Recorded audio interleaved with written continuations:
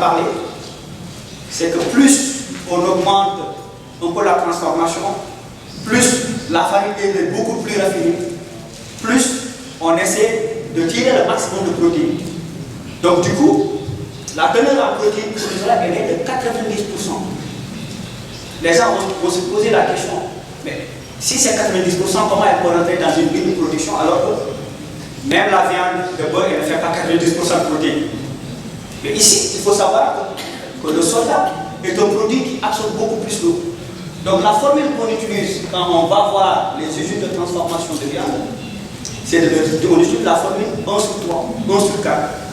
Donc du coup, il va falloir diviser 90 par 4 et ça s'approche à peu près de la teneur en protéines de la viande et qui va tourner autour de 22,5 si je ne me trompe pas.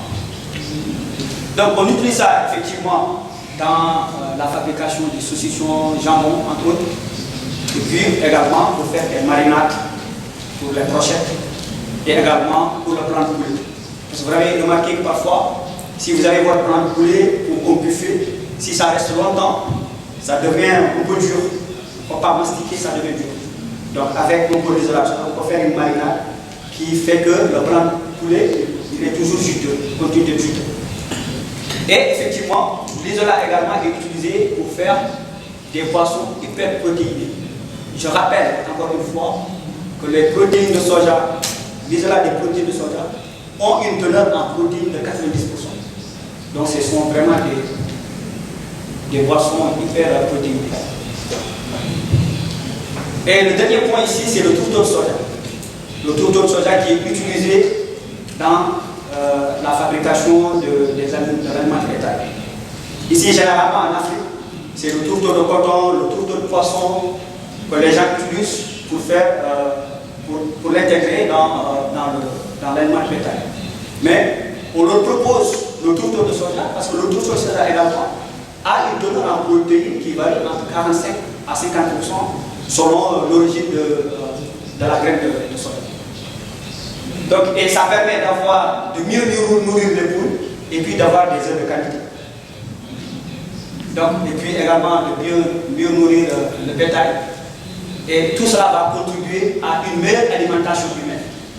Je rappelle tout à l'heure que the World Initiative for Soil Human Health, c'est l'initiative mondiale du soja dans la santé humaine. Mais quand on parle de la santé humaine, il faut également parler de la santé animale. Parce que ce sont les hommes qui vont manger les moutons, et les bœufs, et les poules, et les œufs. Donc il faut que le bétail soit aussi mieux nourri parce que ça rentre dans l'alimentation humaine. Riche dans la chaîne de valeur, est-ce qu'on intervient? Donc vous voyez, cette flèche que vous voyez qui va vers le bas, c'est-à-dire, on nous pose souvent cette question, bah ouais, il faudrait peut-être nous aider à produire le soja. Et on dit généralement, oui, c'est bien. Mais actuellement, sur ce programme, peut-être qu'il faut penser à long terme. Okay? Donc, on intervient beaucoup plus à partir de la transformation. Et qu'est-ce qu'on fait? Dans la technologie alimentaire, on évalue des systèmes de production alimentaire, on développe de nouveaux produits, on fait des analyses coûts-bénéfices et également de faire une enquête d'acceptabilité de ces produits-là au niveau des consommateurs. Il ne sert à rien du tout de promouvoir quelque chose si le consommateur ne l'accepte pas. Ça n'a aucun sens. Développement des affaires. Ici, on fait des études de marché et beaucoup de formations. Pour les formations, je vais en revenir aussi vers la fin de ma présentation.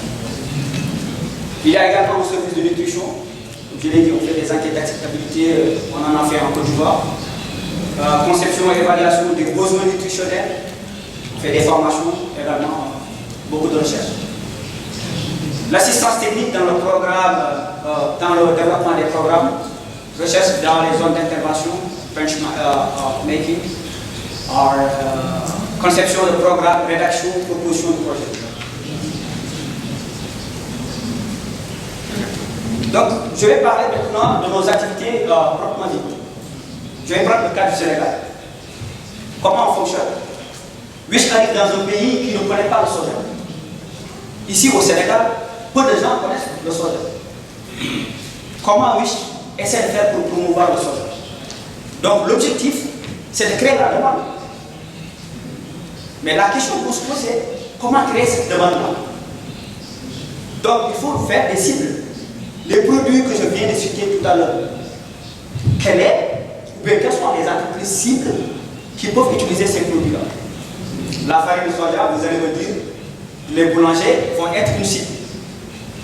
L'isolat de soja, vous allez me dire que les usines de transformation de viande vont être une cible. Le tourteau rentre dans ceux qui fabriquent l'aliment de bétail. Prenons le cas, par exemple, des boulangers. Oui, j'arrive dans un pays qui ne connaît pas le soja et on veut qu'ils utilisent la farine de soja dans la panification. On vient, après les explications théoriques, il faut une incorporation de 3%, ça donne beaucoup plus de teneur en protéines pour le client qui consomme son pain. Mais comment faire pour que le boulanger soit intéressé? Et on propose maintenant d'amener un expert dans la panification qui vient faire une formation. Maintenant, il appartient au boulanger de voir est-ce qu'avec les 3% d'incorporation, il a beaucoup plus de pain? Évidemment, parce que le soja absorbe beaucoup d'eau. Ce qui veut dire que si un boulanger qui avait un pétrin de 100 kg, il a 500 baguettes, une incorporation de 3% de farine de soja va lui permettre d'avoir, au lieu de 500 baguettes, 560 ou 570. Donc les 670 baguettes supplémentaires vont être justement son bénéfice. Mais il faudrait qu'il sorte maintenant les 3 kg de soja qu'il a incorporé. C'est ça qui va être sa marge. Donc, on vient dans un pays, on fait comme ça, mais comme Wish ne vend pas, Wish, ce n'est pas une entreprise qui fabrique ou qui vend des produits. Je rappelle que Wish ne fait que la promotion pour que les gens l'utilisent. Mais nous ne sommes pas vendeurs. Donc, comment procéder? Si je viens dans un boulanger qui me dit oui, M. Bousso, ça c'est intéressant, je trouve que mes clients adorent mes produits parce que j'ai incorporé du pain. Mais où est-ce que je vais trouver ce produit-là? Alors moi, je ne suis pas vendeur. Il y a deux solutions. C'est soit lui, il va commander sa farine de soja à partir des États-Unis avec un client, ce que j'avais cité tantôt. C'est-à-dire, vous avez ADM, CHS, ok? Ou bien de le mettre en rapport avec un distributeur local. C'est dans ce contexte que nous avons établi justement Sensoy. Je ne sais pas si le directeur est là, M. Wad. M. Wad, s'il vous plaît. Donc, M. Wad a dit, franchement, je trouve que les boulangers sont intéressés. Les usines de transformation, les unités de transformation de viande sont intéressées. Moi, je voudrais acheter vos produits. Mais comme nous, on ne vend pas, on va le mettre en relation avec le distributeur américain. Lui, il achète son soja, il l'amène au Sénégal. Le boulanger peut venir prendre sa farine. L'usine qui transforme la viande peut venir prendre son isolant. Le consommateur local qui a besoin des morceaux pour l'incorporer dans ses lieux locaux peut venir prendre son TSP. Et c'est le modèle parfait. Parce que comme on ne vend pas, il va falloir trouver un vendeur. Et donc, on a la farine de soja déshuilée et l'isolant, le soja texturé, ces produits-là, que Sensoy justement, depuis quelques années, est en train de vendre ici au Sénégal.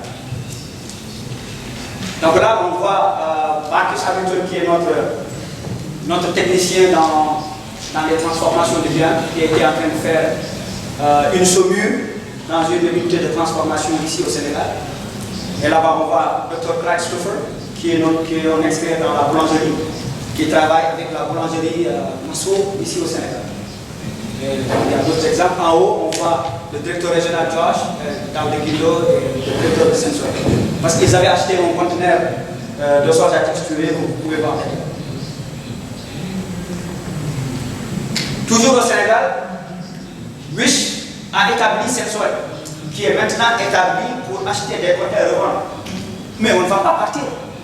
Notre objectif, ne l'oubliez pas, c'est de promouvoir. Donc on va essayer de mettre une unité ou bien une agence pour continuer de promouvoir le soja dans le pays. Et c'est dans ce cas-là qu'on a fait un contrat avec Guindo & Co. Et Guindo & Co est chargé de promouvoir le soja dans le pays. Sensoy va être vendeur et Guindo va continuer de disséminer l'information pour que les gens sachent davantage ce que c'est le soja. Donc ici, ce sont des campagnes, par exemple, de promotion. Et j'avoue que ces campagnes de promotion avec ces campagnes de promotion, Sensor qui était à 1 conteneur par an, a bougé de 1 conteneur jusqu'à 5 conteneurs, je crois, par an. Ce qui est vraiment très important. Donc c'est pour dire que ces campagnes-là sont super importantes. Donc on vous signale qu'il est là. Je voudrais donc d'une façon ramassée aller dans les autres pays. Donc Côte d'Ivoire, également on a des partenaires là-bas, dans la boulangerie. Là-bas on voit Josh Nilemen qui travaille avec la direction des cantines scolaires. Parce qu'on a un grand projet avec la direction des cantines scolaires pour nourrir à peu près 1 million quelques écoliers, pour le nourrir avec du TVD, c'est-à-dire avec la université. Voilà. Donc merci beaucoup.